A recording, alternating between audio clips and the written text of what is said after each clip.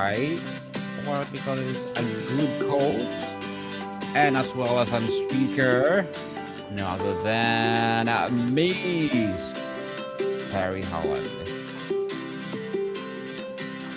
Welcome, Miss Terry, on Abstract Essay. And can you please introduce more about yourself that I miss about being a coach? Sure. Yeah, I'm a high performance coach. So I focus on high performance with entrepreneurs, executives, business leaders, and creative types.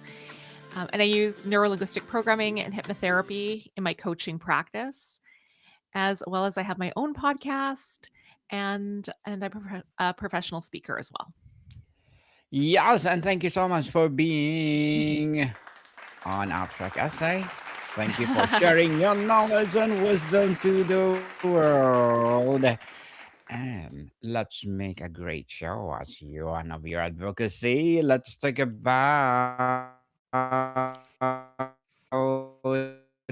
something good from mouse to mighty. How I found my confidence and my voice or your voice itself.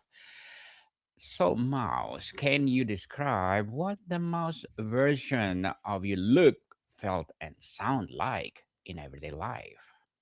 Yeah, absolutely. So when I was growing up, I got the nickname Mouse because I was so shy and so quiet that my parents had friends who had never heard me speak before. And if we were out at an event and I needed something, I would whisper it to one of my parents. I didn't want anyone to hear me speak. I was so afraid of using my voice, of saying the wrong thing, or of doing the wrong thing that I just didn't speak. And every parent teacher conference at school went the same. They all said, Terry is a great student to have in class, but she needs to learn to speak up more. But no one could tell me how to do it. And so I was just this shy, timid little mouse. And then in the third grade, something really magical happened. I was given the solo line in the Christmas concert. And not just any line, I got the punchline of a joke. And I remember stepping up to the mic into the spotlight and delivering my line and hearing that entire auditorium of parents and students laugh. And they laughed because my voice did something that made them laugh. And in that moment, I felt power and I knew I wanted more of that. And so I decided I was going to become a professional actor. But off stage, I still was a shy little mouse because I didn't know how to be confident as me. On stage, I felt very confident because someone gave me the lines, someone told me what to say and how to stand and what to do. And then I just had to play pretend, and I was good at that. But off stage, I still didn't know how to be confident as me, and I would just disappear inside of myself. Well, Mr. Yu, what is the specific cause of living as the mouse? What opportunities, relationships, or joy did you miss out on because of your voice was not in the room? Oh, so much. As a kid, it meant that I didn't have as many friends because I was so shy and I was so afraid of everything. So I missed out on a lot of friendships, which probably I missed out on opportunities to do a lot of fun things as a kid because I was so shy. And then as an adult, more specifically, it really affected me in business. As I started my own business, I was so afraid to go networking. If I was at a networking event, I'd be the person hiding at the back of the room, pretending to be on my phone because I didn't want to talk to anyone. And or I would call my husband and say, "Pretend to talk to me because I don't want to be here." And he would say, "Terry, you have to put the phone down and go talk to people. That's why you're there." And so I was missing out on a lot of opportunities in my work. At the time, I was a personal trainer and sports nutritionist. And I know I was missing out on opportunities because I just didn't put myself forward. I was so afraid, again, of making the wrong move or of saying the wrong thing that I really held myself back. Yes, at least you overcome now. Look at you, Mhm. Mystery! Sharing the global audience with your podcast. Was there a final straw or catalytic moment that made you realize you could no Mhm. longer afford to stay in the small version of yourself? Oh, absolutely. I remember it very clearly. I was at an event. It was a 3-day multi-speaker event, and I was I think it was after the 2nd day of the event, I was waiting in the hotel lobby. A friend was coming to pick me up, and we were going for dinner, and the speakers who I had just been admiring for the last 2 days were hanging around the lobby. They were waiting for someone to pick them up. They were all going for dinner. And I really wanted to speak to them. I really wanted to have a conversation. These were very successful men in business, and they were just standing around with nothing to do. It was a perfect opportunity for me to talk to them. And instead, I remember sitting in my seat in the lobby and thinking, just make yourself disappear. Be as small as you can so that they won't talk to you. And then Mm. I watched as a guy that I knew from different events, he came out into the lobby and he just started talking to them like they were just regular people. And I thought, how does he do that? And while he was talking to them, suddenly they're asking him, "Hey, can you take a photo of us? Do you want to get in a photo with us?" And he's taking photos with them and they're exchanging contact information and he's making these great connections with these very successful people. Well, I sat there wishing I was invisible so that they wouldn't talk to me, even though what I really wanted more than anything was to talk to these people. And that night when I went home, I told my husband, I can't do this anymore. Something has to change. And it wasn't long after that that I went and learned NLP.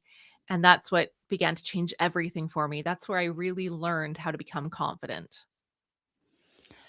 Confident, confident indeed. And now we are truly confident, Mr. Ray. We're That's right. facing the world.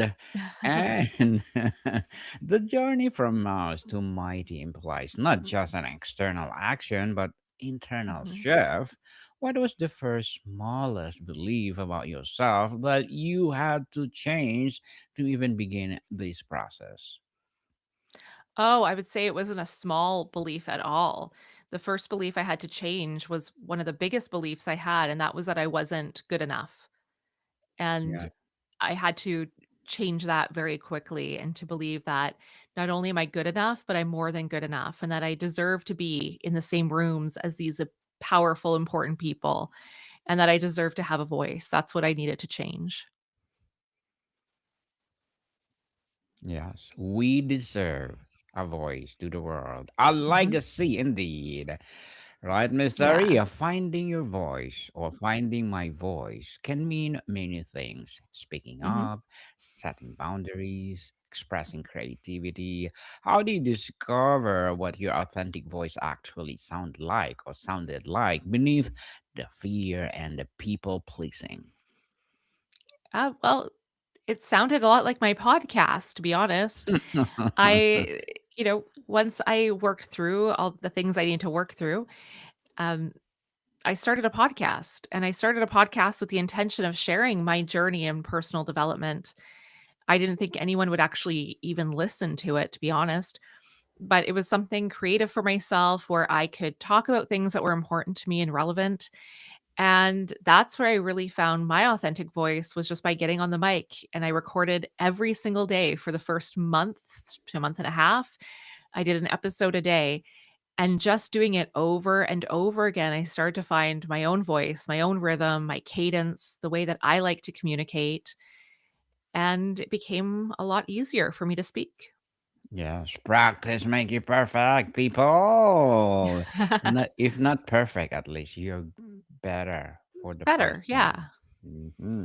That's what I did to Mystery when I did my first episode of my podcast, which is, oh my goodness, I feel nervous that I took 10 times or 20 times before I uploaded, but finally when I uploaded, yes, Eureka.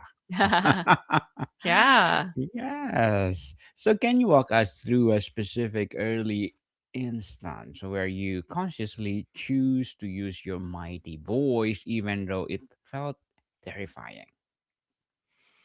Mm, oh, it's hard to say because I through NLP, I really got over the fear of speaking so easily, and I wasn't ever afraid of being on stage. On stage felt very comfortable to me. So I would say, um, I guess the first time I spoke as me in front of an audience, just as Terry, doing my Yes. first public speaking presentation, that was nerve-wracking, but also exhilarating. Because even though I realized that even though I wasn't playing a character and I wasn't in a theater performance, I still was putting on a performance because as speakers, we don't just go out there as ourselves. We go out there as the best, most heightened, energized versions of ourselves. And so I realized it's not that scary at all. There's still a role to play and it's still a performance, even though I'm being my authentic self. I'm being a heightened version of me. Yes. Are you planning to do the TEDx then, Miss Uh, I Terry? I did do a TEDx. Nice. Awesome. How is it? Tell us. Oh, it was amazing. So my TEDx talk, it was about secondary trauma. So my husband's a police officer with PTSD, and my talk is about how I came to realize that his PTSD was affecting me and then the steps I took to take care of myself. And it did very well. It's almost at 100,000 views. And I was Yes. just invited Congratulations. to, oh, thank you. And I was just invited to host TEDx West Vancouver Women, which will be March 14th. So I will be on stage all day introducing speakers. Congratulations! Thank You you. need an applause. We're proud of you, Miss Terry. Thank You're really you. a mighty, mighty now. Confidence is often built in small increments. Was Mhm. or what was one a tiny non-negotiable practice or action you started doing daily that began to rebuild your sense of self-trust? A little thing I started to do, and it sounds kind of silly, but it was making my bed every day. And that sounds like such a little thing to do, but in doing that and making a commitment to myself that I will make the bed every morning, because before that, I didn't make the bed every day. But making that decision that I'm going to do this every day and then following through really helped to build my confidence. And that's what I teach to my clients as well, is you pick one small task you can do every day and you make that commitment to yourself. And when you follow through, it signals your unconscious mind that you do what you say you're going to do. And then you pick another thing, and you keep building on that and choosing bigger things to do until eventually you've built up your confidence and you built your self trust with yourself that when you say you're going to do something, you follow through.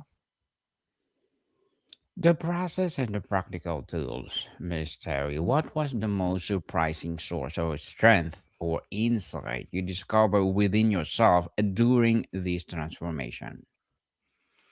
Oh, great question. Um, I would say that I could be quite funny. I never saw myself as a funny person before. Mhm, yes. And the more confident I became and the more I was speaking, the more I just started naturally becoming funnier. And now I go on stage, and it's one of my gifts as a speaker is that I can make the audience laugh all through my presentation because I want them to laugh. They're not laughing at me, don't worry. But, that surprised me. I didn't know that about myself before. So you're creatively a comedian. Ah, I like Maybe, that. yeah. I like that, Miss Terry. Many people feel their voice is trapped by past criticism or trauma. Without Mhm. going into private details, can you share how you address and healed those wounds or old wounds that kept you silent? Well, for me, I it wasn't trauma that kept me silent. Often people ask me why was I so quiet, and I have no idea. It's just how I came into the world. Even as a baby, I didn't cry. I was a very quiet baby, and my mom tells stories about how she had to come and check on me during the night to see if I needed anything because I would just lie there and wait. So there is no trauma, there is no criticism. I had a very loving, supportive family. It's just how I came into the world. So for Yes. me, there was no big event that shut down my voice. It's just how I was. Imposter syndrome often lingers even after. external success, how do Mhm. you now differentiate between the old nows, doubt, and legitimate helpful self reflection? Yeah, great question. So, there's a couple things. So one is I reframe imposter syndrome. So I used to think imposter syndrome was a really bad thing, and it can feel like a very bad thing. But I read a study done by Dunning and Kruger, two sociologists who studied competency in people. And what they found is that people with very little knowledge in an area often overestimate their competency. So they think they know a lot more than they know because they don't know enough to know that they don't know enough. Whereas on the other end of the spectrum, people with a great deal of knowledge, people who are considered experts in their field, they know enough to know that they don't know everything on the subject. And so they're the ones who get imposter syndrome because they know that they don't know everything. And so now I look at imposter syndrome as really a positive sign that I know a lot more than I think I do because otherwise I wouldn't have imposter syndrome. So that's one way I deal with it is I reframe it and recognize that it's a part of having expertise in any area is that you're going to have imposter syndrome. And then when it comes to differentiating that between what is true self-reflection, I look for feedback and not feedback from just anyone, but feedback from people who I trust to give me good, valid, and honest feedback. And then I measure that against how I feel internally. So if I think, for example, if I give a talk and I think that's a really great talk, well, I'll bring one of my friends into the audience who's also a public speaker and whose feedback I really value. And I'll take how I feel internally and then I'll get their feedback on how do you think that went? How do you think the audience received that talk? What do you think I can do better? And then I match the two together. Does their feedback match how I felt about my performance? Or was I really off base? If I thought it went really poorly, maybe they think it went great. And so I get feedback from other people who I really trust. And Miss Terry, how did you learn to tolerate discomfort of being visible, of possibly being wrong, or not being Mm. universally liked? Oh, I have no problem with that now. Um, Don't care what people say.